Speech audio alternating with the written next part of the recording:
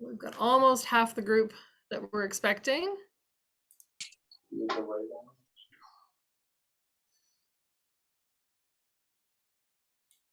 Welcome from Edmonton, North York. Hi, Alex. Newmarket, Rockwood, awesome.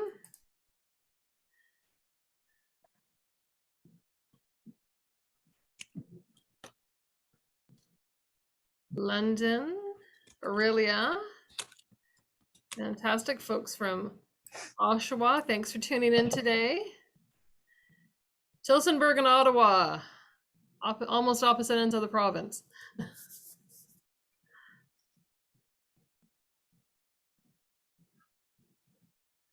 All right. Dartmouth, Nova Scotia. So we have both sides of the country represented. Our speakers from BC. That's fantastic. All right. We have Halifax. All right. People from all over. This is great. Thank you so much for making time today. Yes. You can see the cheers happening from the Atlantic provinces on the Zoom thing, which is great. Markham, Cornwall, Toronto. Fantastic.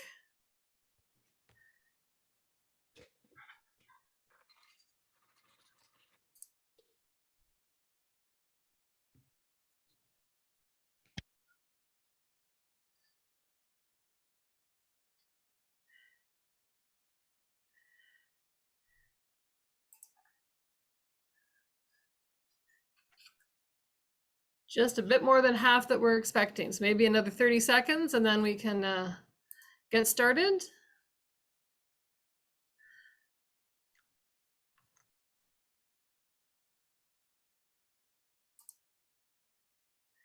For those who just popped in, pop your name and where you're tuning in from into the chat box. We've got pretty good representation from across the country, which is fantastic. So glad everyone's here.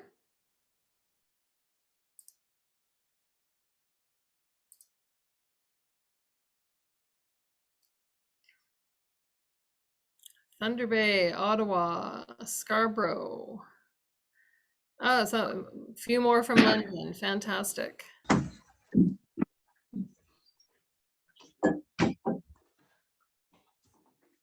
Well, Dean, how about you take it away and I'll let folks in as they come in. Great. Thank you so much, Heather. Well, welcome everyone. It's exciting to see all of you join our first PAVRO webinar of the season. Today, we're joined by Karen Knight, who's going to be talking to the subject of 5 steps to building a stellar volunteer team. Speaking of stellar teams, I'm joined by Debbie Leith, Alina Needham, and Michelle Weeks of the webinar committee. And, we're quite delighted to offer you this particular opportunity to meet Karen Knight today. I would just like to start with some words of land acknowledgement, of course, and then I will take a few seconds to introduce Karen, and then we'll hand over the reins to Karen because I know she's ready, willing, and anxious to go. All right. So PAVRO recognizes that our work and the work of our members takes place on traditional Indigenous territories across Ontario. We recognize the inequities connected to colonization and commit to working towards creating a just, inclusive, and vibrant community for all. We encourage all to use native-land.ca website to learn more about the traditional territories of the Indigenous peoples where you live and work. We wish to express gratitude to Mother Earth and for the resources we are using, and honor all the First Nation, Métis, and Inuit people who have been living on the land since time immemorial. We invite you to reflect on this land acknowledgement, what it means to your personal story, and what the Truth and Reconciliation Commission's calls to action mean to you. Thank you so much. Well, if ever you needed to seek advice from someone about a complex field, solutions for which are not easily attained nor that easily implemented, the type of person whose advice would be of benefit is someone who has experiences, not just in the field, but in the surrounding fields as well. The ones that bump up against yours or merge into yours or draw on aspects of yours or draw out resources from yours. That is where Karen Knight comes in. A review of her CV shows she has the roles experiences in our volunteer management field. She has the leadership experiences, and she knows the social sector as well, if not more so, than our most respected and most qualified partners and professionals. We are delighted to have Karen here today to help us navigate aspects of the challenges we are facing, especially in terms of team building and the like. Thank you, Karen, so much. Over to you. Thank you. I feel I should be blushing now. That was amazing. And I didn't write it. I'll say that right at the front. Well, welcome everybody. It's a joy to see so many people here. It's hard to do these sort of things when there's 3 or 4 people. I find I talk too much when there's not enough people. So today I'm going to try and keep it very tight and give you as much information in a short period of time as I can. I'm going to start by sharing my screen right away. Right. I hope everyone can see that. Okay.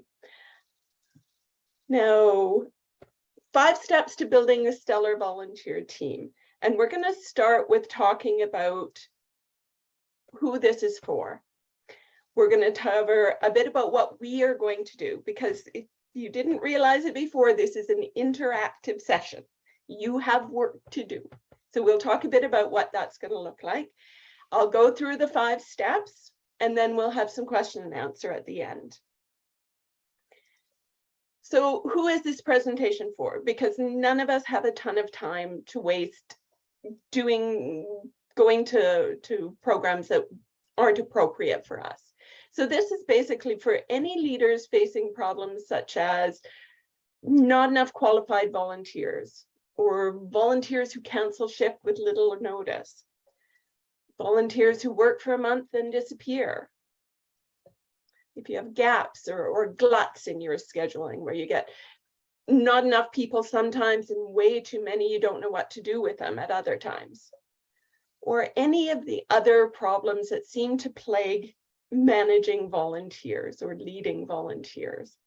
So basically, if you're looking for a team of enthusiastic, dedicated, and reliable volunteers, you're in the right place. So I have a strategic volunteer management system, and it starts with recruitment.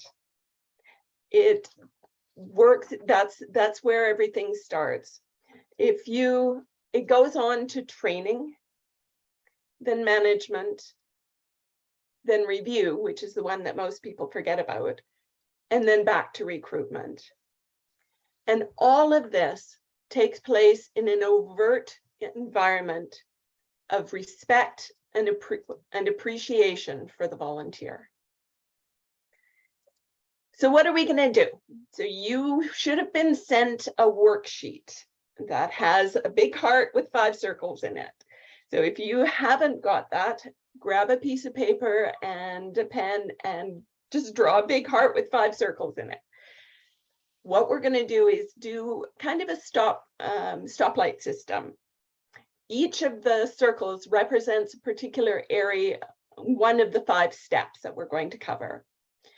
As we go through each one, you're going to look at your volunteer program and rate it based on whether you think you've aced this couldn't be better, in which case it's a green.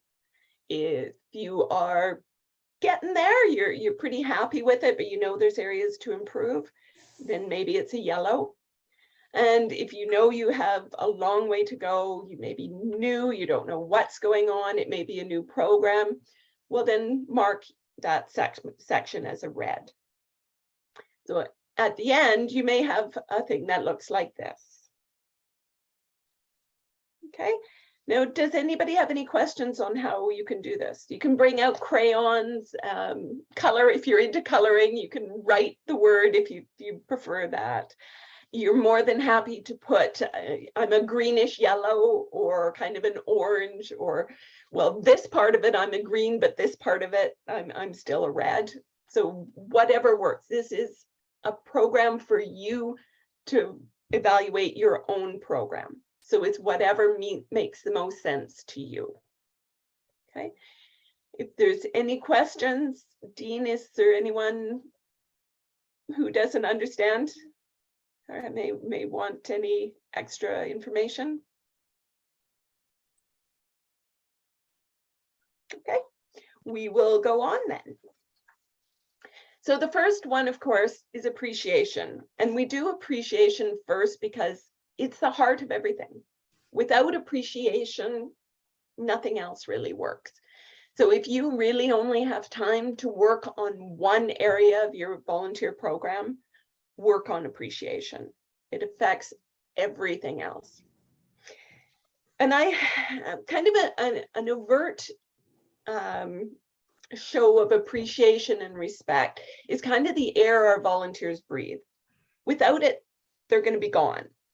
So the more we can spend time in this area, the better. And I've kind of broken that down into 4 key areas. The first one is informal thank yous. So basically, just saying thank you. And the more you do it, the better. My rule of thumb is every volunteer, every shift should have someone say thank you to them. And if you can be very specific in your thank you, it adds to it. So not only just saying thanks, great job today. If you can say, hey, I really appreciated you cleaning out the storeroom because now we can find things so much easier. It was great. Do you feel the difference in it? One is kind of a generic thing. The other, because it's specific, it talks directly to the volunteer. They know you've noticed what they do. It's not just some random thank you. If that's all you've got, great, better than nothing. But if you can specifically point to something, then volunteers know that you've seen them and that you really appreciate what they've done. The second one is, going too fast here, is tangible gratitude. And this is more, if someone goes above and beyond, you can get them a coffee card for Tim Hortons or Starbucks or something, a $5 coffee card. And I will let you know that a lot of these coffee shops are more than happy to give you a handful of these for nothing. Because let's face it, somebody comes in with a coffee card to Tim Hortons, they get their coffee, they'll also get a donut or a sandwich or something like that. It brings people in, so they tend to be quite happy to give out a handful of these. But tangible gratitude doesn't necessarily have to mean a thing. It can be an opportunity. A number of years ago, I was in charge of a big event, and we were bringing speakers in from outside. And one of the speakers was the hero of one of the volunteers that we had. So rather than me going to the airport and picking this guy up, which is what I would normally do, I sent Joe, and he got an hour's worth of one-on-one time with his hero. So it's really simple stuff, but what opportunities can you offer your volunteer? What little extras that don't just come from a thank you, but show that you really care? Joe still talks about that, and it was years ago. The next one is public acknowledgement. And this is when you thank people in front of everybody. Now, you can do it on social media. You can call out a volunteer of the month, for example, or somebody who's reached a milestone, X number of hours or X number of years volunteering. You have to be careful with that. Not everybody wants their face and name splattered all over the internet, but if they're comfortable with that, then do it. Put it on social media, put it on your website. But you can also acknowledge them in front of their peers. Send a thank you letter to their boss saying, hey, I'm really just wanted to say how impressed I am with the work that your employee does for us in a volunteer capacity. Or you can bring it up to the board or during general meetings. Just any sort of public acknowledgement, because if you tell other people how much you appreciate somebody, they're going to feel it more than if you just say it to them. And the final one are appreciation events. These are your big splashy things, or they don't have to be big splashy things, but if you have a catered dinner and dance for your volunteers, or if you have a potluck barbecue for your volunteers, any event that you put on to say thank you. These are one of the areas you can do in. And try and be, well, first of all, start with asking your volunteers what they want. I've heard so many people tell me that, yeah, I put on this event. I mean, we spent all this money and put all this effort into it, and only 3 volunteers showed up. If you had asked the volunteers ahead of time what they wanted, maybe they didn't want a dinner dance. Maybe they would have been happier with a potluck barbecue or something small, or none at all. And if that's the case, if the majority say no, don't bother, well then don't bother, because you'll put a lot of effort and time into it and nobody's going to show. So this is something you always need to ask, and you'll hear me say this again and again. If you're unsure, ask the volunteers. They'll tell you. Try and be creative with it. I heard a wonderful event. This was from a big organization in a big city in the States, and they had a Major League Baseball team in their city. Excuse me.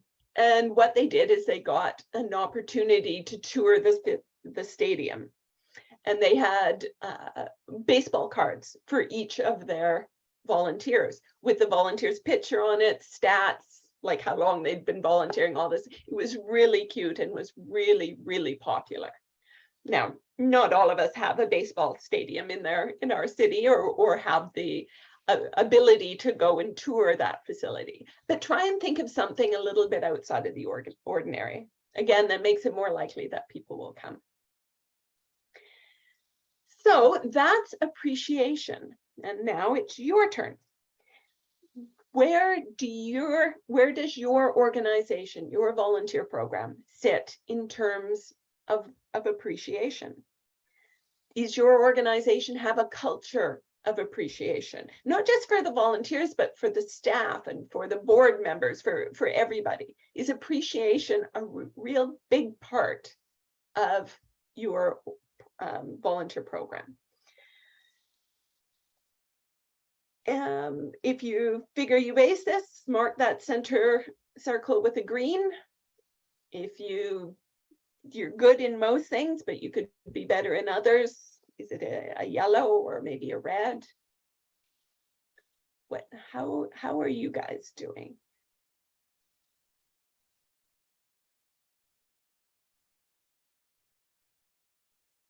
Okay. The next one is recruitment. How do we get a person from random stranger to your best volunteer? So, whoops, out of order here. So, are your volunteers burning out because you use the same good ones over and over and over again, or you find yourself scrambling at the last minute to fill shifts? So this is all about recruitment. Getting recruitment down is a big part of getting a strong volunteer team. And it starts with preparation. Have a look at the roles that your volunteer play or do. Are there roles that, for example, that everybody wants, and other roles that nobody wants to touch? How can you merge those together? I worked for an organization once that it was an animal shelter, and they had tons and tons of people who would come to walk the dogs, but nobody wanted to clean the kennels, right? Nobody. It was left to the staff over and over and over again. So what we did was we merged the two. You want to walk a dog? Great. This is the program. You come in, you clean the kennels, you take the dog for a walk, you bring it back, you give it fresh water, you're done. It was easy to get people to do that because they were cleaning one kennel, and it got their and they got it at kind of as a reward, or they got to walk the dog kind of as a reward for cleaning the kennel. So it just, look at your roles, and if you have one of these, nobody wants this and everybody wants this, how can you merge them? Try and be creative. The second part is spreading the word. Once you have good balanced roles, you got to let people know about them. So what ways can you do that? Where can you post the volunteer roles? On your website, on your social media. Have your other volunteers, your really happy, enthusiastic volunteers, have them invite their friends. Your best ambassadors are the volunteers that are already working with you. They love you already. So they'd be happy to have a friend come and work with them or volunteer with them. So think about that. How can we do that? Find as many different ways to spread the word as you can, whether that be have an agreement with your local radio station to put up public service announcements. Hey, such and such an organization's looking for people to do X. If you're interested, contact. Wherever you can think of, spread the word as best you can. Interview. Once you have the applications coming in, you need to interview them. And there's a lot of conflict. Most people say, okay, do the interview and then look at the references. And you should look at the references, because you don't want a bad volunteer. Believe me, you don't want a bad volunteer. So look at do a full interview, and interview them like you would a staff member. But I tend to do it a little bit differently. I tend to check their references before I do the interview, because I tend to find I can save time that way, because people will tell me whether or not they really think this is a good fit, and then it saves arranging interviews. And I also find, and you may or may not, this may just be me, but I find I meet somebody and I really like them, and then if somebody if a reference says no, they're not that great, then I don't really want to turn them down because I like them. So something to think about anyway. And the final one is select the best. Be picky. Even if you have a bunch of volunteers or a bunch of roles that are needing to be done, or you have people that are good enough, pick the best. In many cases, in fact, in almost all cases, it's better to have nobody in a role than it is to have somebody who's a bad fit, because it can cause all sorts of problems. Select the best, be picky, get the right people. Okay, so how are you guys doing in terms of recruitment? Are you getting everybody you need? Do you have a great recruiting system already set up? Are your roles balanced? Do you getting lots of applications and finding good people in there? Where do you fit? Are you green, yellow, or red?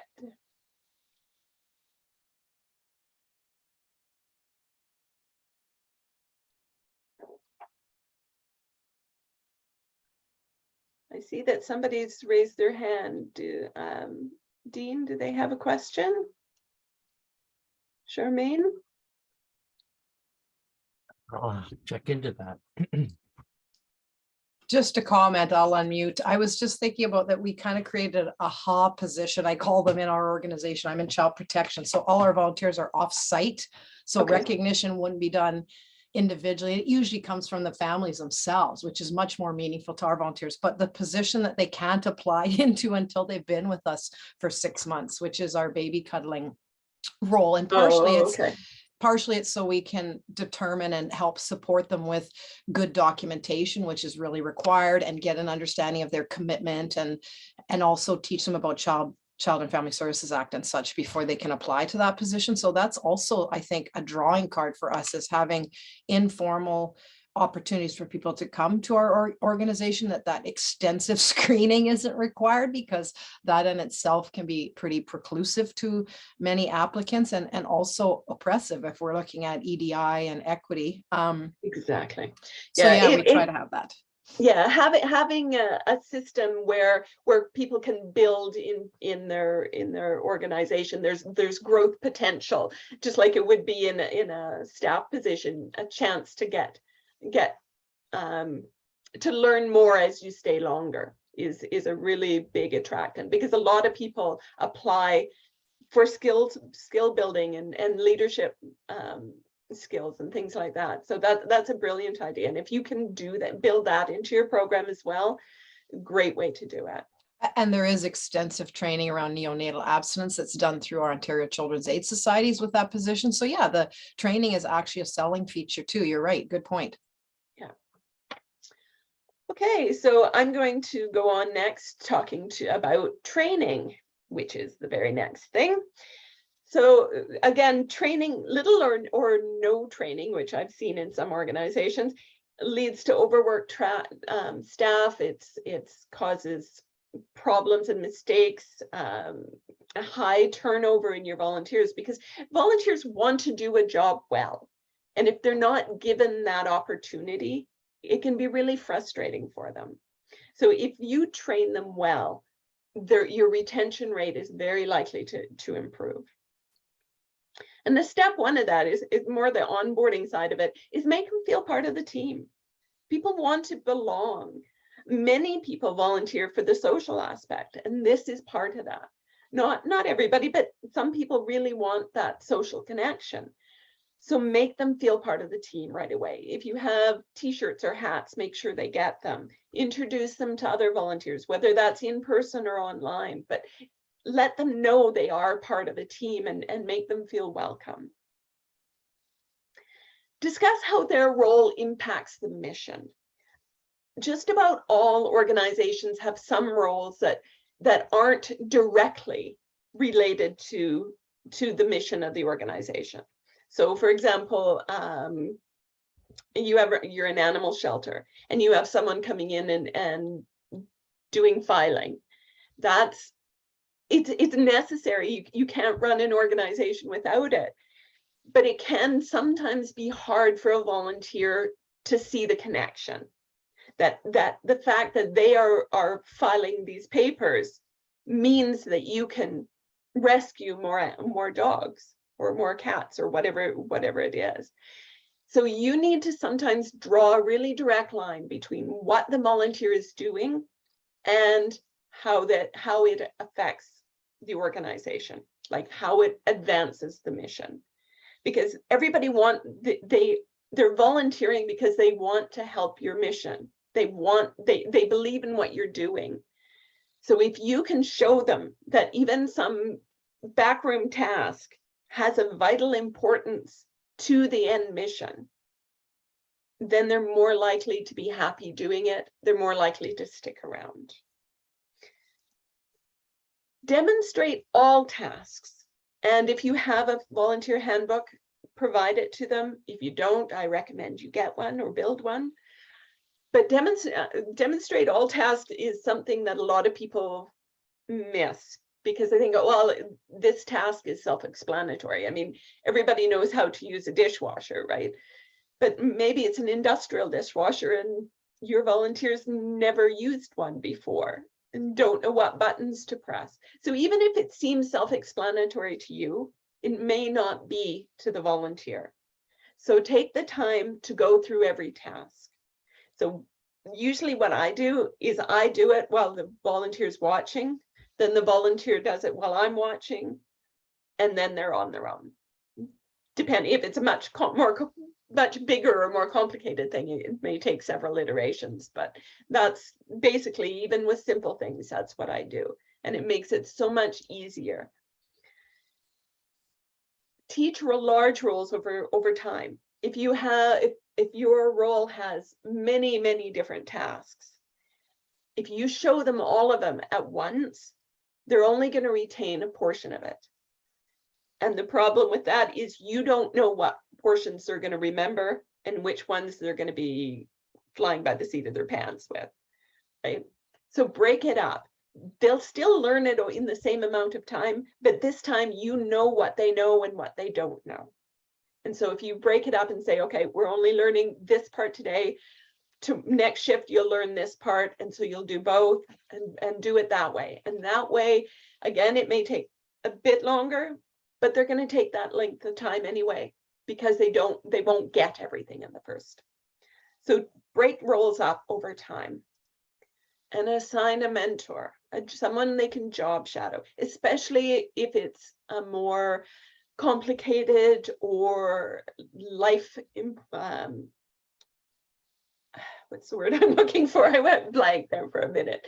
A life and death type situation, like if you're working in a homeless shelter and you need to provide anti-overdose medication, have the new volunteer job shadow somebody who's been around for a while, someone they can go to ask questions, someone that they can watch do the same thing. The more that they have, not only does it make them feel part of the team, which goes back to step one, but it gives them that sense of security, that they're not out there hanging on their own, and somebody might die if they screw up.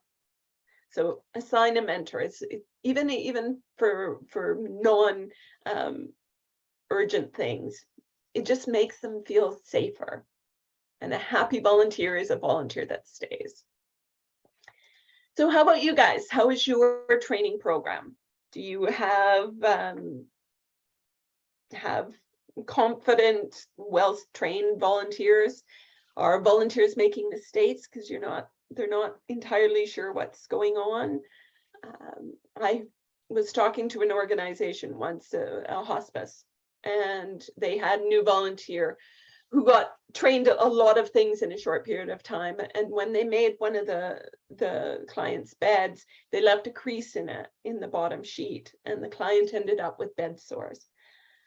The volunteer was devastated and actually stopped volunteering. And it could have been so much simpler if they had just been shown a little bit at a time. So just something to think about. So are you green, yellow, or red in terms of your organization's training program?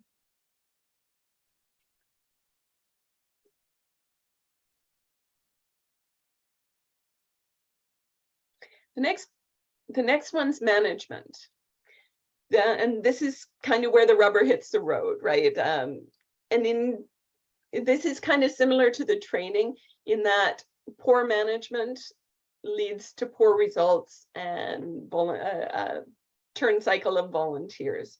So mistakes, problems happen if you have poor management. And management starts with supervision. And the two key things with supervision are accessibility and communication. You can't communicate too much. Tell them things over and over again if you need to. You can tell them everything, even if you don't think they need to know it right now. Over communication is better than under communication in a huge way. Be transparent about things that are going on. And accessible. Be accessible if they have questions, even if they've already asked that question 3 times before. Make sure that they know you're comfortable coming to triple or quadruple check something, because if you can do that, then again they'll feel secure and you'll have better results. Scheduling. This is where you have to really have a good take on how you schedule things. And there are tons and tons of organization or software programs out there that say, oh, we're the best and you should use us and all the rest of it. And some of those are really, really good things to have.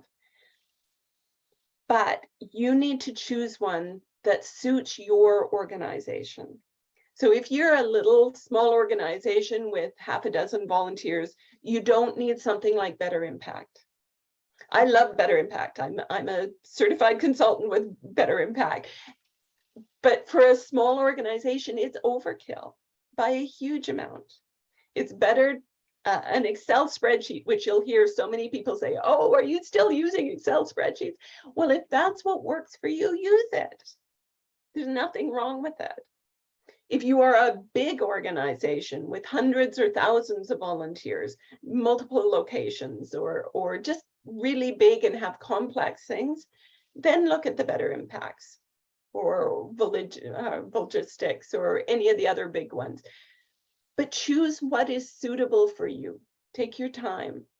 And if you can sort that out, you won't have the gluts and the gaps. You won't have 20 people showing up one day and 2 the next. Try and smooth that out. The next one is delegation. Let's face it, leaders and volunteers don't have a ton of time, whether it's your sole job or whether it's something you do off the corner of your desk because you do another job as well. We rarely have a lot of time. Delegation can fix that. And delegation has a few different aspects. You need to provide volunteers with key outline. What is the specific outcome that you want? What is the deadline you want, or deadlines if it's multiple? Do they have all the resources they need to do it? And this could be resources in terms of equipment. It can be resources in terms of time. It can be resources in terms of money or support. Do they have all the resources they need? And they need the authority to make decisions on their own. And this is the hard one. They need to be able, you tell them what needs to be done and when it needs to be done. Let them decide the how. Let them have the authority to do it in the way that they see is best. As long as you get the outcome that you want, how it gets there doesn't matter. And you may be surprised. You may find that somebody comes up with an amazingly different idea, something really creative that saves you money or saves a lot of time in something that you wouldn't have thought about. So the more that you can offload the responsibility, the better it is for both of you. They learn and you get more time. Problem solving. I worked in an office once many years ago where my boss had a big sign on his door that said, don't come to me with problems, come to me with solutions. You're paid to think, not whine. Now, I wouldn't recommend you put that on your door, but the idea, the culture behind that is valuable. Get people, build a culture where everybody is out there solving problems. So let them come to you with the solution. I mean, don't necessarily allow them to put their solutions in action without vetting it by you first. But number one, you're going to hear about more things.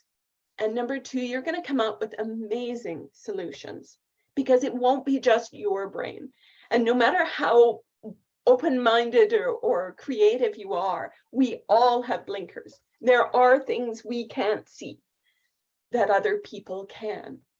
And so you find all sorts of creative solutions by building a culture of encouraging problem solving. So that would be one. Conflict management. Even the best organizations have conflict, whether between volunteers and staff, between staff members. How can you solve for that? They say the best way to solve a conflict is before it starts, find ways to do that. And mostly that's watching your volunteers, watching your staff members, and learning to judge where you see tensions happening. If somebody seems to be ostracized by everybody else, find out why. Ask questions, again, ask questions, talk to your volunteers, figure out what's going on, that you can catch something before it blows up into a big problem. What procedures do you have in place for dealing with conflict? Do you have something written down that if something happens, this is what we do? If it turns out that there's one volunteer who is chasing other people away, who's got issues with everybody or who's causing problems, fire them. Yes, you are allowed to fire volunteers, and sometimes you have to. Believe me, I have seen volunteer programs destroyed because of a single bad volunteer. It's better to fire them. It's a nasty thing to have to go through, but I strongly recommend that it's a skill you're going to have to learn. And finally, diversity. The more differences we welcome, and not just in terms of ethnicity or gender or sexual orientation, but of worldviews. The more we can find people to build our team with who have completely different ways of looking at the world than the people already on the team, the more we will succeed, because we'll have a wider view of the world. We'll see more solutions. We'll see problems that we didn't even know existed and the solutions to them. So our volunteer program will grow exponentially the more diverse your volunteer team. Okay, how about you guys? How is your volunteer program in terms of supervision, scheduling, delegation, problem solving, conflict, diversity, all the things that go into management? Are you green, yellow, or red?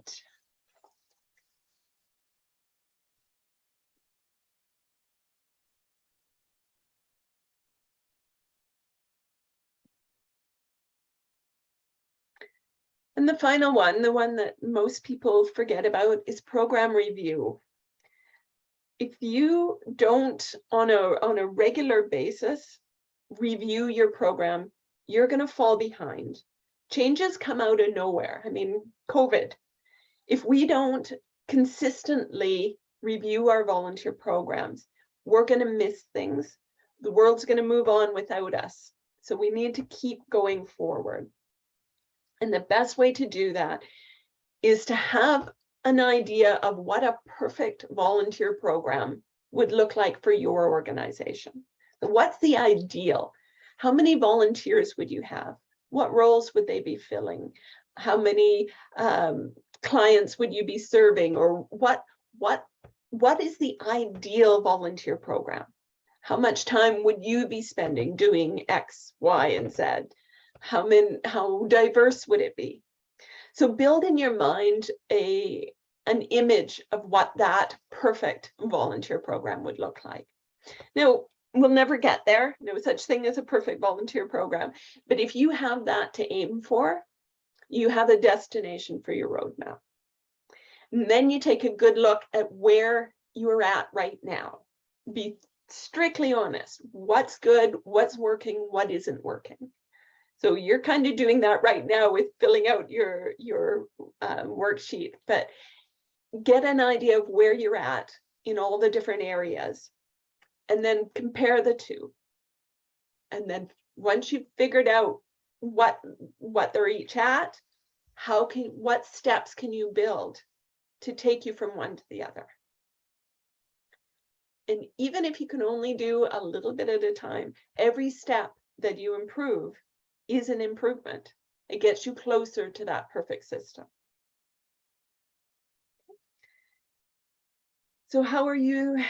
So review, and every time you can do this, keep this worksheet and look at it once a year or once a quarter, whatever is appropriate for your organization, and go through, okay, are we still green? Are we still yellow? Or are we still yellow? Are we moving into green? Are we taking our red into yellow? Or are we at least orange now? If you can do that, your volunteer program is going to continually improve and you'll get better and better. So how are you guys doing in terms of your review? Have you done one until today, before today? Is this something you do on a regular basis? Do you have a picture of your ideal volunteer program? How would this work? So take some time. Are you green, yellow, or red in terms of program review?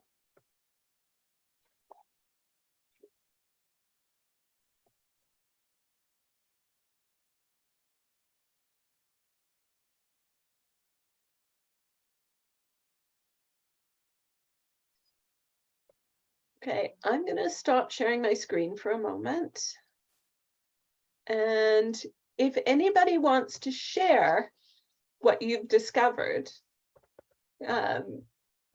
take a look at your worksheet. What have you learned? What have you learned about your program? Are there any surprises that came up? If anybody wants to share their worksheet, please feel free. You don't have to. I'm not asking anybody to jump up and do that, but if you want to share, please do.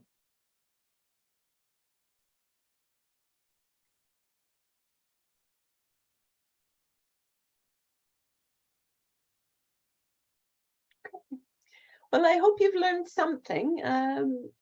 Now it's time for questions. If you want to ask me anything, here I am. Great. If anybody has questions, Ella, go ahead, Ella. Okay. Thank you you, so Debbie, much. and I hope you enjoyed the program. I have a question regarding the firing of volunteers. So we have a situation in our organization. There's someone who has been moved around a couple of times. She's very good at what she does, and she's not mean and she's not nasty, but her personality is a little harsh. I think it's just that happens. And so there have been a couple of things with some of the other volunteers. They kind of lose patience with her because she can be, sharp. And I don't want to fire her because she hasn't done anything wrong. She's not mean. She's not throwing things around. But it's come up a few times now. And, when I've approached her around being, gentle with other people, she gets a little bit defensive. And I think that it's just not her personality. Some people are just like that. And so I don't think I haven't fired her, and I don't want to, because she's a person who very generously donates her time to us and the good work we do. But like, how do you deal with do you have any ideas? What does she do? She cooks. And so she cooks Okay. in our community kitchen. And she's been a chef. She's owned her own business. So she is very good. She's very fast. But Right. Cooking is an aggressive job. And so that comes with, or often it develops into, having a very. Right. So, and it's not something then that she can be isolated, do it on her own. She needs to be working with other people. Yeah. And how is she with the clients would be my question. If she's not being respectful to volunteers, has there been any concerns about her with the service recipients or the people she's serving? So the way it works with our organization, she actually doesn't really engage with our community members. The kitchen staff are hidden away in the kitchen, working really, really hard to make beautiful meals for our community members. And we have drop-in volunteers who work with the community members. So it's a different role. My suggestion is continue to talk to her, and again, try and be very objective.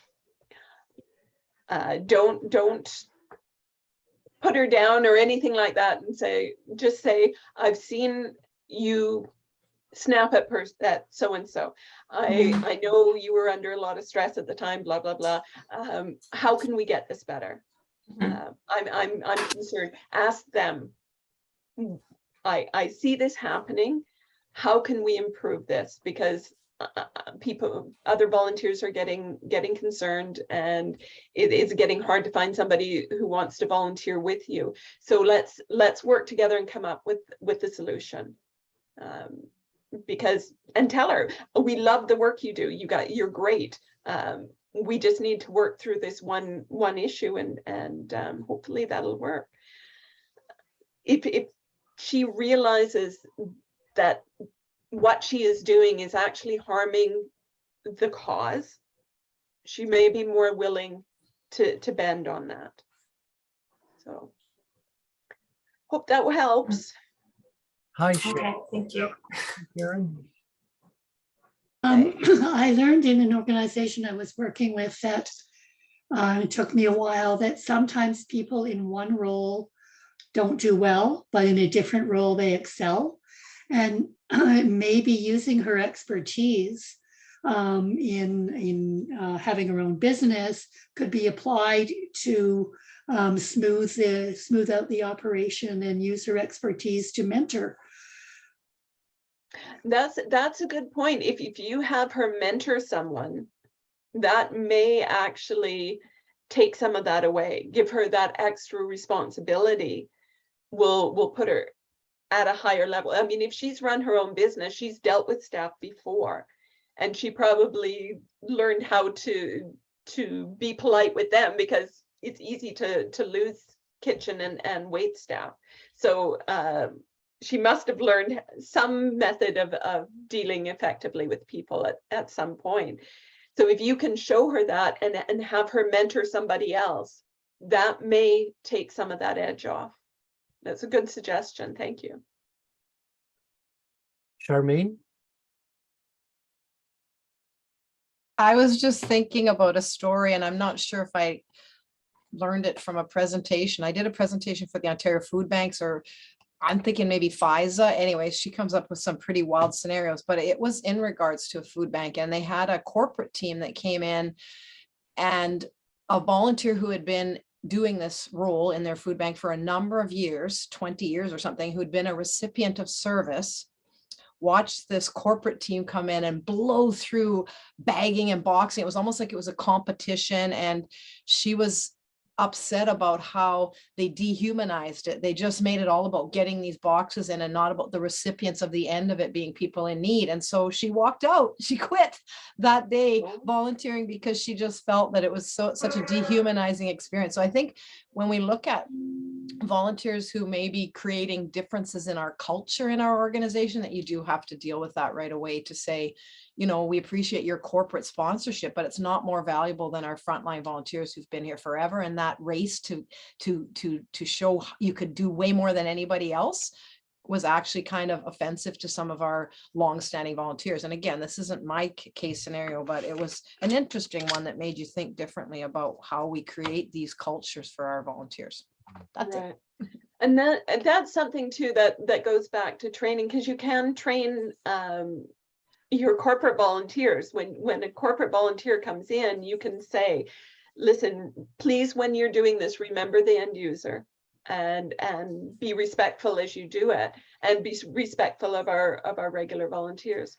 But also talk to your regular volunteers and say, okay, they may be doing things differently than we would, but what can we learn from them and apply in the future?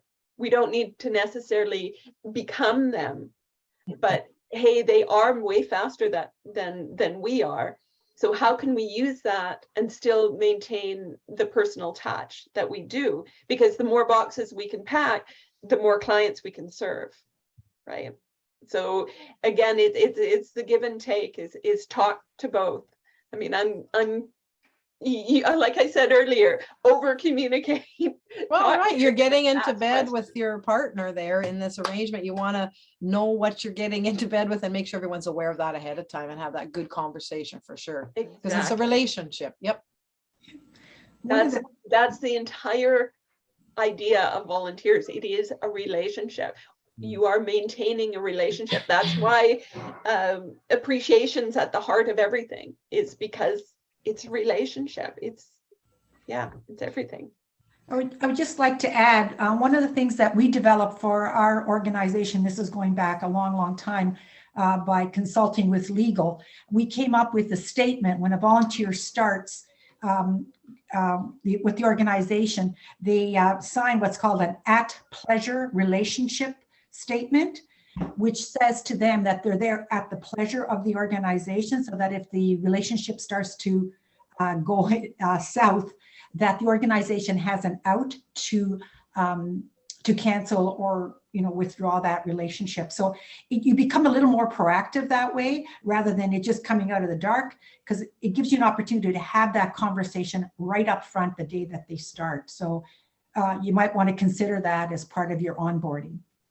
I like that, though. I would add that it's reciprocal, right? That it's the volunteer is there at the pleasure of the organization, but the volunteer is there at their own pleasure too, right? That the organization recognizes that they have no hold on the volunteer. And if you're going to put the one in writing, the other, in my opinion, the other piece should be in writing as well, so that it's I think we've also heard too, I think it's Imagine Canada or Volunteer Canada that talks about it's sort of easier to tell volunteers in some situations what not to do, because it's easier to know, no, I can't drive this other person because that's not who I'm assigned to. So they're calling them boundary, like contracts. I do volunteer contracts that says who the volunteer is assigned to and what their role is. So that helps eliminate people being asked to do things outside of their role, or not being able to say, I'm sorry, I can't do that because I have a real clear job description. I've signed a contract or a boundary something, and I know what I can't do. And that's one of those, like, just Right. sometimes help. Now I see Mike Nelson's had his hand up for a bit. Mike, did you have a question? Before we go to Mike, I think we've got a call from London Health. I don't know your name, but It's Sarah. Sarah, go ahead, Sarah. Thank you. Oh, sorry, Sarah, I didn't see you. I've only got a limited number of It's pictures okay. in It front of doesn't me. say my name. Go, Mike. I have a question about training and making people feel as part of a team. I work in London at a hospital, and we have several different volunteer roles. And prior to the pandemic, we used to have teams of volunteers working at the same time. Okay. We don't now, as an infection prevention and control measure. So we do our best as staff to try to make these volunteers feel like they're part of the team. But I think they're missing the engagement with the other volunteers.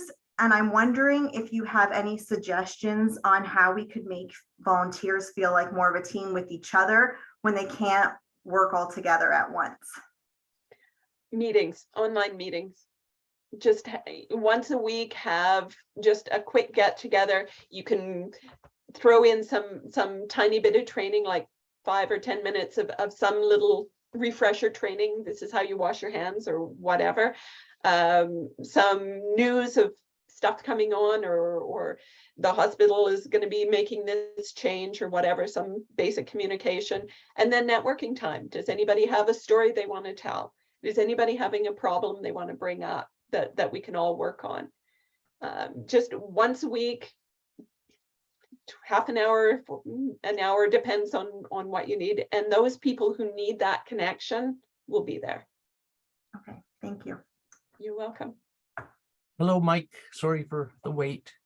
No worries. Just a quick comment on what Sarah was just inquiring about. We do what's called a debrief, which its original intent was volunteers that were grieving the loss of their client who's passed away. But over the years, we segued into when that wasn't the case, people would show up. My co-partner now does little mini teaching sessions once a month. She's prepared to give something if people show up without needing that type of support. So it becomes more of a bit of a hangout and creating community. And I did want to comment on the question or the scenario before. we had a volunteer, lovely, kind, really a beautiful spirited lady, but very lonely, I think. So when she would come in for her shifts, she did not work with our clients. She roamed the house talking to staff for long periods of time. And it became quite a problem actually for our staff because, you know, they don't want to be mean and, you know, so, but it inspired us to alter our training a little bit to add in being aware of staff on site. They're there to work. They're being paid to do a job. You're not, you're there to do this. But what we did with her, we met with her, had a wonderful, we were very gentle. We didn't really say anything specific. We're just seeing how she was doing and, hey, bringing up the scenario a little bit of what was going on, and asked her if she would reconsider doing our children's training. So the point here is maybe inspiring your volunteers, especially your older ones who are veterans. Policies change, actions change, things change in the training when every season you're adding new things, taking things out, to get your veteran volunteers to consider either retaking training or consistently, we do this, audit classes. If you see a class on a topic you want to join us, just jump on in and come and audit a class. And that's happening with our organization. I just had a class last night and 2 volunteers I didn't know were coming, veterans, they just popped up because we share that with them, and we just welcome them to join us, right? Right. And so that's something you can promote with your volunteer base, is audit classes or refresher training. And another thing with that type of volunteer is, again, have them mentor another one, because it gives them something specific to do. So if you give them a second volunteer and they have to show that volunteer how to do a particular thing, they're not going to be wandering around talking to staff. We are now at 10 o'clock. I'm happy to stay and answer questions if people want to stick around. Otherwise, I'm going to share my screen again very quickly, and I will give you, there. This is my contact information. If anybody wants to continue on the conversation later or has specific questions they want to talk to me, feel free to reach out and chat. I'm happy to be in touch with anybody who's on the call. Thank you so much, Karen. Okay. Bye, guys. Bye, everyone. Thank you. Thank you so much, Karen, on behalf of all of us at PAVRO for today's great workshop. For those that were asking, we will be sending out resources. We're just going to confirm with Karen the resources that we can send. So that will be coming out in a follow-up email. And please make sure that you, if you haven't done so already, if your AVA is not hosting hybrid conference, please connect with PAVRO, because we are going to be a remote site for hybrid. And our own Vice President Veronica is speaking at that. So that will be our next presentation, will be the hybrid conference in October. And watch your emails for upcoming workshops happening November and forward. Want to thank the webinar committee very much for today's webinar, and to Alex for making the initial contact with Karen. So again, thank you everyone for being here today. So glad to see so many people. I think we topped out at least 51. So thanks so much. Dean, anything last minute, last word to you? Dean has to turn his microphone back on. You're on mute there, kiddo.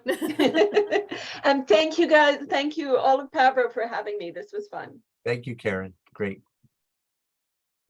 Bye-bye. Okay. Bye, everyone.